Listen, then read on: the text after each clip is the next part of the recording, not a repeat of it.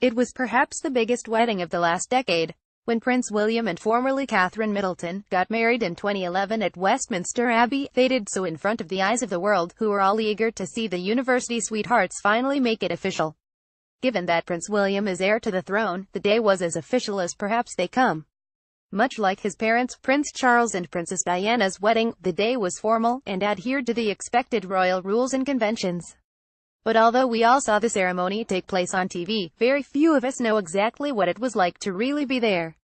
Although the royal couple welcomed hundreds of guests, including other royal dignitaries, celebrities, and of course their friends and family, details of the wedding were, and have since been, a closely guarded secret. However, a former royal, Duncan Larcombe, was part of the select few to be invited to the prestigious event, and has recalled to LUK what it was like to be at the biggest wedding of the century. Duncan, who has followed Prince Harry and his engagements for over a decade, and is now writing a biography on him, has revealed how spectacular the event was, and some of the little details we weren't privy to from our TV screens. One particularly touching moment is something that perhaps resonates with grooms across the UK. According to Duncan, William was so nervous before Catherine's arrival, that he needed to take a moment to compose himself with little brother Prince Harry by his side, of course. He recalls, before Kate arrived, William went to compose himself with Harry in a room just off Poets' Corner, an area in Westminster Abbey.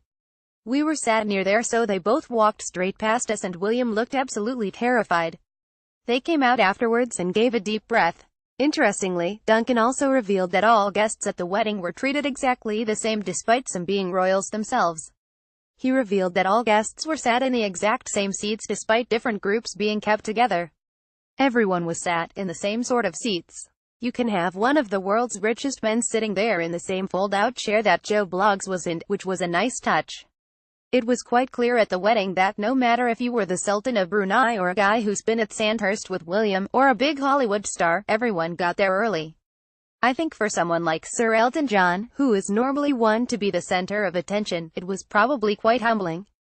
But one person was of course given a bit more of a regal entrance: William's grandmother, the Queen. Duncan shared, "One thing you can't do at a royal wedding is turn up after the Queen, as she will always be the second to last person to arrive after the bride." The former royal editor also revealed that the now Duke and Duchess were determined to put their own stamp on the day despite it inevitably being an important world event. Although he revealed that the couple had a huge guest list thrust upon them, they did do a few things to make their big day unique. Duncan shared, "William and Kate did look very happy. It was very obvious that while they had to go by protocol, absolutely everything they physically could have done to put their own stamp on the day, they did." Sharing exactly what the couple did, he revealed, "I think the trees inside Westminster Abbey were Kate's touch. You could see the little touches that were important to the bride and groom on a day that really wasn't theirs, it was everybody's." That's probably one of the things about royal weddings. But while Catherine and William's day was a huge moment, it seems fans and the public are all now eagerly looking forward to another royal's big day: Prince Harry's. Although no engagement has been announced yet between him and girlfriend Meghan Markle, many are predicting that it's certainly on the cards. So what does Duncan, who spent over 10 years by the side of the royal whilst documenting his work, think Harry will do for his wedding? I would say that Harry's wedding would probably be very different from William's.